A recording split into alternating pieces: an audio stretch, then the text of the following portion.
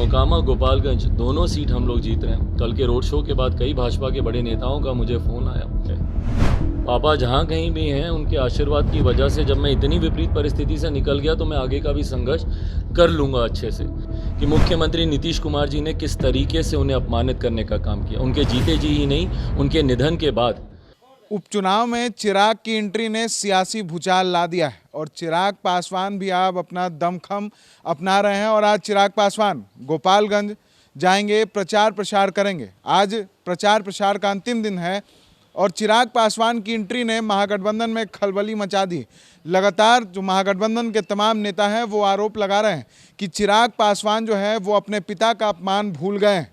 इसको लेकर क्या कुछ कह रहे हैं चिराग पासवान, पहले हम आपको वो सुनाते हैं। भाई मैं कल मोकामा गया हूँ, इसलिए मैं खुद व्यक्तिगत अनुभव से इस बात को कह सकता हूँ। जो एक तरफा माहौल था, अगर आप उन दृश्यों को देखें, मैं अभी थोड़ी देर में कुछ वीडियोस भी अपने सोशल मीडिया प्लेटफॉर्म्स पे मैं शेयर करूँगा आप सबके साथ। मैंने कल, आप लोगों ने वैसे भी देखे होंगे सारी पिक्चर्स और वीडियोस, कल भी हम लोगों ने दिन भर डालते रहे, या जो भी मीडिया कर्मी जो मेरे साथ गए या आप सबके जितने पत्रकार मित्र वहाँ पे होंगे वो सब बताएंगे आपको इस बारे में। मतलब एक अनप्रेसिडेंटेड, और ये कहने के लिए नहीं, हकीकत में मैंने खुद अनुभव किया है कि एक अभूतपूर्व जन सैलाब कल वहाँ पे देखने को मिला। भाई रोड शो 7-8 घंटे तक निरंतरता में चलता रहे और 7-8 घंटे तक हम लोग सिर्फ गाड़ी पे खड़े रहे हैं।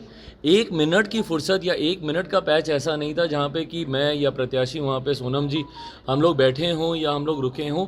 ये जनता का प्यार दर्शाता है और ये कहीं ना कहीं इस बात का एहसास दिलाता है कि आने वाले दिनों में जब चुनाव परिणाम 6 तारीख को आएंगे और 3 तारीख को जब मतदान होगा, एक बात तय है कि मोकामा गोपालगंज दोनों सीट हम लोग जीत रहे हैं। कल के रोड शो के बाद कई भाजपा के बड़े नेताओं का मुझे फ़ोन आया।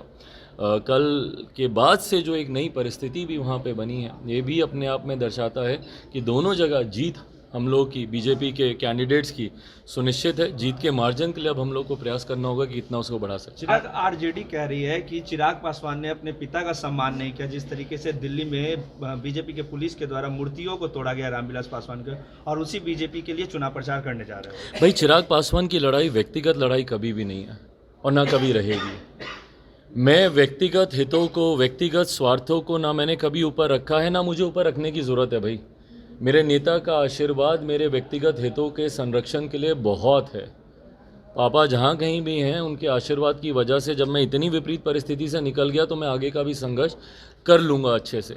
तो इसलिए मेरी लड़ाई कभी व्यक्तिगत हितों के लिए ना थी, ना है, ना कभी रहेगी। बिहार हित मेरे लिए सर्वोपरि है, सबसे ऊपर है, और जो भी निर्णय मैं लूँगा वो बिहार हित में ही लूँगा। और जो लोग बोलते हैं भैया कि वो चिराग पासवान के हितों की चिंता नहीं करें, भैया आज की तारीख में सरकार में आप हैं और आप एक ऐसे व्यक्ति के साथ आपने सरकार में गठबंधन किया है जो आपके सामने आप ही के मंच पे खड़े होकर आपके नेताओं के अतीत में किए गए कार्यशैली के ऊपर सवाल उठाते हैं। आप ही के सामने मुख्यमंत्री नीतीश कुमार जी प्रश्न उठाते हैं कि 15 साल पहले का बिहार कैसा था। और ये कोई बहुत पहले की बात नहीं कर रहा, मैं हाल फिलहाल के दिनों की भी मैं बात कर रहा हूँ। तो ऐसे में जब मुख्यमंत्री जी आपके कार्यशैली पर सवाल उठाते हैं, आज की तारीख में सत्ता में आप हैं, आप बिहार के हित का काम कीजिए, आप अच्छा काम करेंगे, भाई मैं भी आपकी तारीफ करूँगा।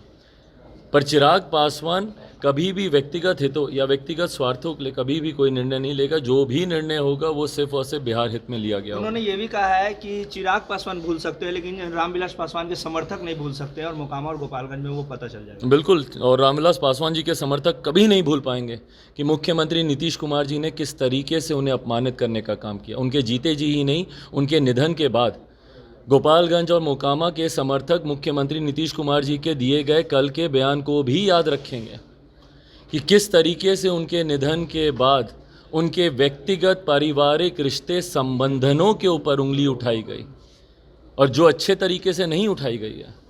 तो गोपालगंज और मोकामा में लोक जनशक्ति पार्टी रामविलास, मेरे नेता आदरणीय रामविलास पासवान जी के समर्थक मुख्यमंत्री जी के कल के बयान को भी याद रखेंगे और निरंतरता में मुख्यमंत्री जी के द्वारा किए गए अपमान को। आप लोग को याद होगा 2020 में जब ये चुनाव को लेकर गठबंधन की जब घोषणा हुई थी, पटना के किसी एक होटल में उसकी घोषणा की गई थी, उसमें मुख्यमंत्री जी ने क्या कहा था कि अरे जाकर पूछिए रामविलास जी से कि आपने 2 विधायकों की वजह से वो राज्यसभा चले गए हैं क्या। उस वक्त उनका वो तंज कसना और अपने विधायकों की धौंस दिखाना, कहीं ना कहीं वो अपने विधायकों का दबदबा मेरे नेता के ऊपर तब जाहिर कर रहे थे जब मेरे नेता उस वक्त वेंटिलेटर पे थे। उस वक्त मुख्यमंत्री जी बोल रहे थे कि जाकर पूछिए रामविलास जी से, अपने 2 विधायकों की वजह से चले गए। जो घमंड उनको था अपने विधायकों पर, बिहार की जनता ने 2020 में उनके विधायकों को लेकर उनके घमंड को ही तोड़ने का काम किया।